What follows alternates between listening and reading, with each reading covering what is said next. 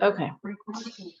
So good morning. We are about to start a new mimer in the book that we're in the middle of, Defiance and Devotion, from the Previous Rebbe.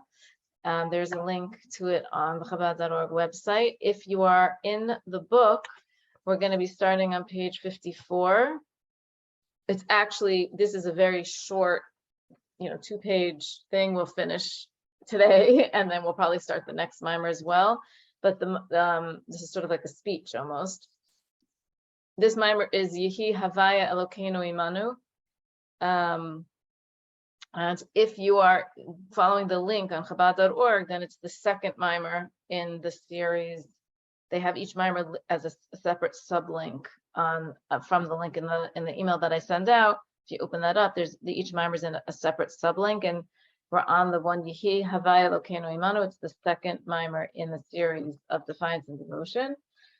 So we'll start on the top of page 54, which is this. Remember, this whole series, we've really been talking about how this is the time period of 1927, where the previous Rebbe had been talking out very defiantly, or I should say very strongly, about the importance of learning Torah and making sure that little underground chadarim and yeshivas stayed open. The last mimer that we did talked about the importance of the learning and compared, or throughout history, how whenever the Jews were in a troubled time, that the most important thing that got them out of that troubled time was the learning of children, and went from the times of the prophets to the times of Purim. And obviously the parallel was at the time of year and the time of history that the previous Rebbe was in, that this situation was the same, where the communists were closing and making and really persecuting any kind of Jew who did any kind of Torah learning, even though, of course, on the books of communism it was perfectly legal. So that previous mimer, remember, we said when the previous Rebbe spoke it, he knew that there were agents planted in the audience, and yet he still spoke out. And actually, that did result in his arrest. And he was arrested in between this past mimer and the mimer we're about to start now. He was arrested, and he actually was sentenced, as the Rebbe would say, to the opposite of life, as were many clergy at that time, and they were all shot basically. And he describes his imprisonment in a lot of vivid detail, which people are welcome to read on their own. There's a few different books that detail it. One is called A Prince in Prison, which is taken from his memoirs, and another is called, I forgot what, which was written by Rabbi Metzger, which is more like a book.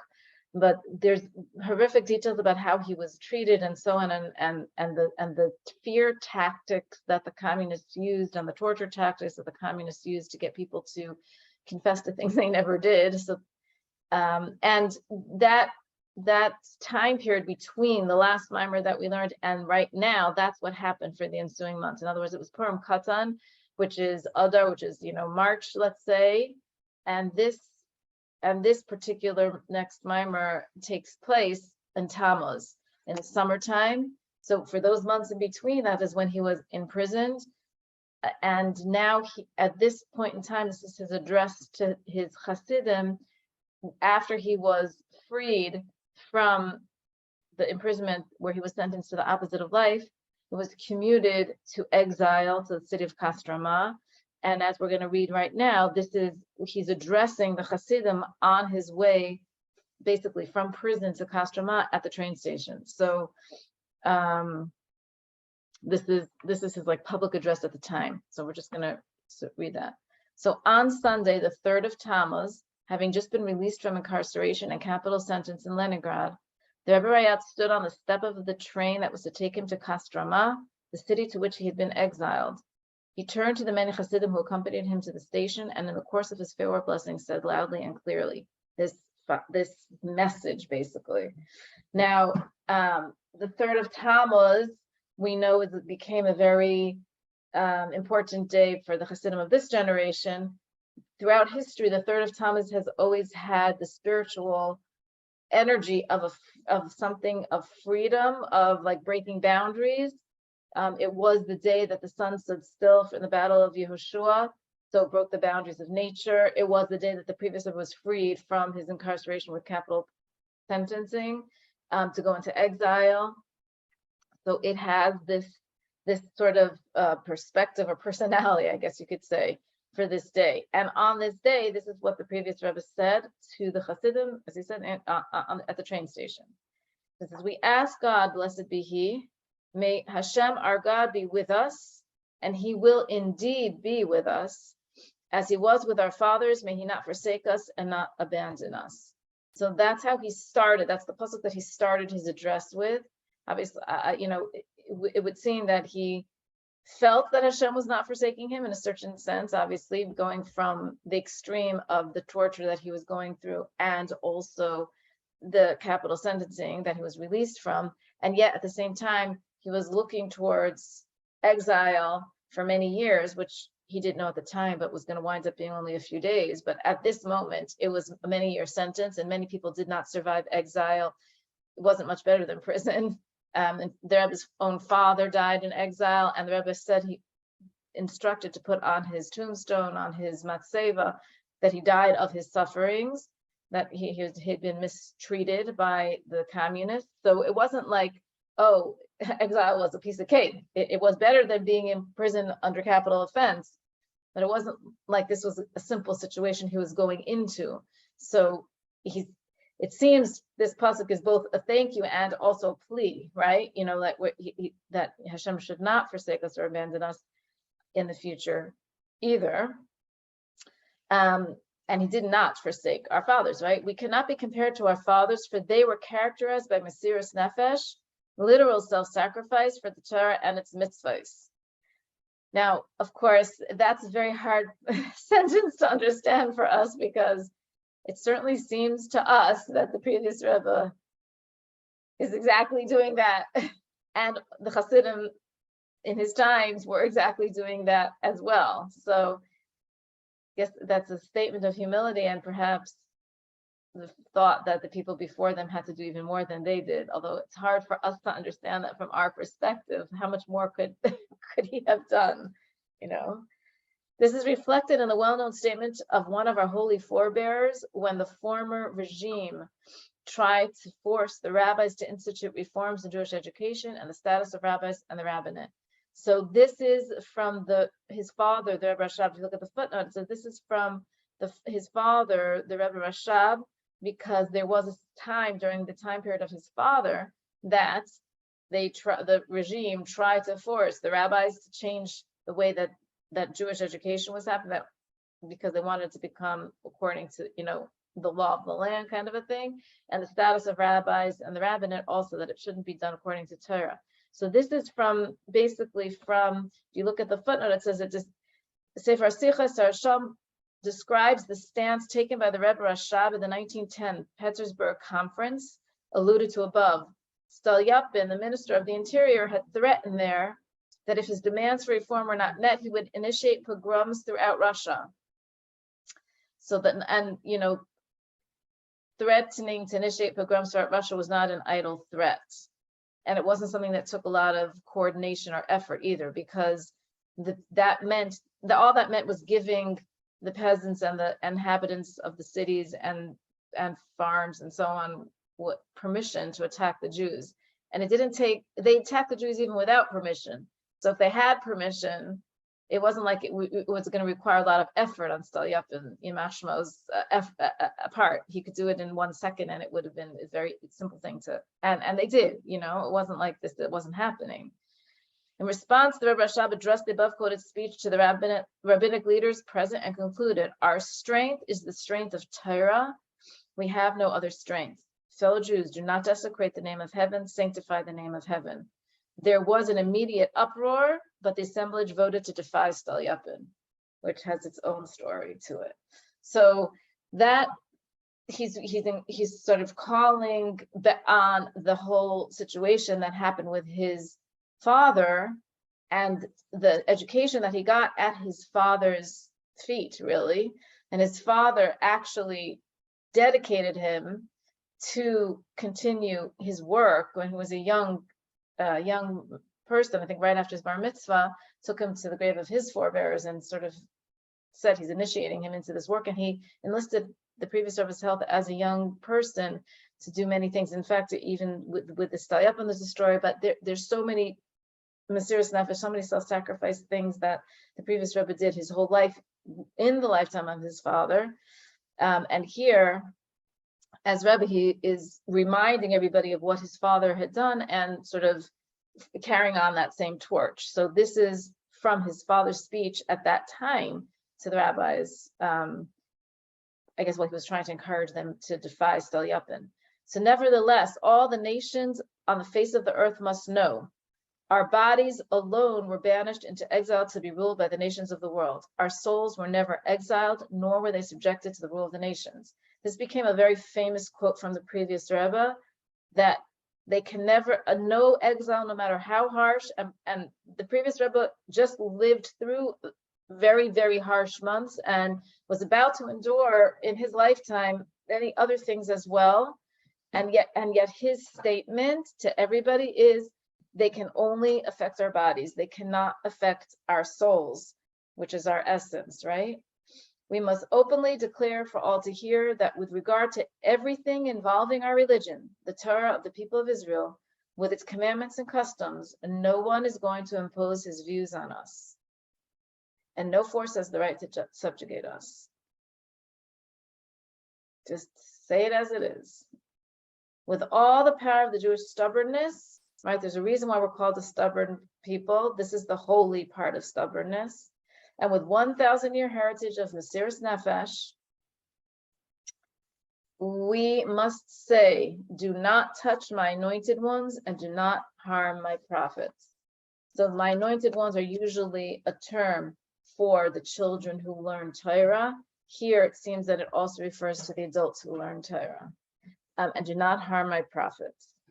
Meaning you cannot touch the Jewish people, and we're going to continue doing what we are meant to be doing. This is from his father at that time. So he's reminding everybody of that and sort of bringing it into the present and into the present situation. This is the way a Jew permeated by Mesiras Nefesh spoke, if that's referring to his father, right? Whereas we do not have even the resolute strength to make a clear statement to the world and show what the wanted deeds of several hundred reckless Jewish youth are doing to Jews and to Jewish life. Everyone knows that the laws of the Russian government permit us to study the Torah and observe its mitzvos, albeit with certain limitations. There's betrayal and libel on the part of these youth that is leading us to prisons and hard labor camps. So this is what was going on. You know, they turned from the times of Mitzrayim to the present day, right? The people in charge knew how to take the weaker members of the Jewish nation and try to use them for their own help in catching and turning in other Jewish people. I mean, that's been a tactic from the times of Mitzrayim, right? To try to enlist some Jews to help the regime do what they need to do because they have the in, they know where people are, they know what's going on. So that was unfortunately what's happening under communist rule as well. This is our request to God. May he not forsake us nor abandon us. May God give us the necessary fortitude not to be affected by physical suffering, and on the contrary, to accept it with joy. The punishment which we must suffer, God forbid, for maintaining a cheder, for studying the Torah, or for observing its mitzvahs should reinforce us in the sacred task of strengthening Jewish life. Meaning, the Rebbe is saying that not only shouldn't it make us waver, it should actually strengthen us. We must always bear in mind that prisons and hard labor camps are transient, whereas the Torah, its mitzvahs, and the Jewish people are eternal. That's like one of those phrases to highlight in your book, right? This reminds me of a situation where actually Y.Y. Jacobson was telling a story, which is a very powerful story, about a father and a son in hiding in the times of World War II. And it was about either it had just been Pesach or was about to be Pesach, or it was something around Pesach, and the son was asking his father, like, promise me, Tati, will we be around next Pesach? Like, we'll be able. Maybe they were at the Seder in a basement someplace, or in an attic at someplace, and he's like, are we going to be around next Pesach? And his father said to him, I don't know if we're going to be around next Pesach, but there will be Jews around and they will be keeping Pesach. The Nazis are not going to be able to destroy the Jewish nation.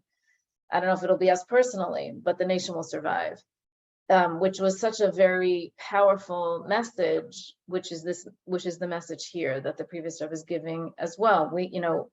Prisons, hard labor camps are transient, where the Torah, mystics, and the Jewish people are eternal. May you all be strong and healthy, both materially and spiritually. I hope to Hashem that the punishment which I must temporarily suffer will God's help inject fresh vigor in our eternal mission of strengthening Jewish life, and that we will merit the fulfillment of the promise that Hashem, our Hashem, will be with us as he was with our fathers, and that all of the children of Israel will have light in their dwellings in both a spiritual and material sense. So this is the message of the previous Rebbe, as again, he just came from a capital offense, so to speak, right? He was just for months in the prison. He's about to get onto the train to Kostroma, and this is what he is telling the nation, right? All Chassidim are there. These became obviously famous words, many, as I mentioned, many famous lines here in the teachings of the previous Rebbe, and his message to all of us, which really applies for all the time in Gullus, right? It applies in different ways in different generations, but the idea that it's only our souls are never affected, it's only our bodies. And again, more than one time is he mentioning this idea that the difficulty should make us stronger. It's hard to imagine the level of difficulty that he went through, how that could have made him stronger. And yet that is what he keeps saying, that he's asking that should become the impetus for fresh, renewed vigor, which is such a lesson in terms of transforming darkness into light, right? Again, remember the previous Rebbe is the one who said that somebody gave him 1,000,000 rubles or whatever the currency was, huge amounts of money. He would not have spent one more moment in this imprisonment that he just went through. And yet if they'd given him the same offer, he wouldn't have made it 1 minute less either. Meaning Hashem gave him the right time that he had to be there, so he wouldn't change that. But he learned so much, or he gained so much. That's what he said, right? That he wouldn't have made it shorter either. So he felt that this applied to him, right? That he became, and he's asking for this next stage of this exile, the Kostroma, should also give him renewed vigor. So the level of mysterious nefesh, I don't know if we can really even wrap our heads around it at all.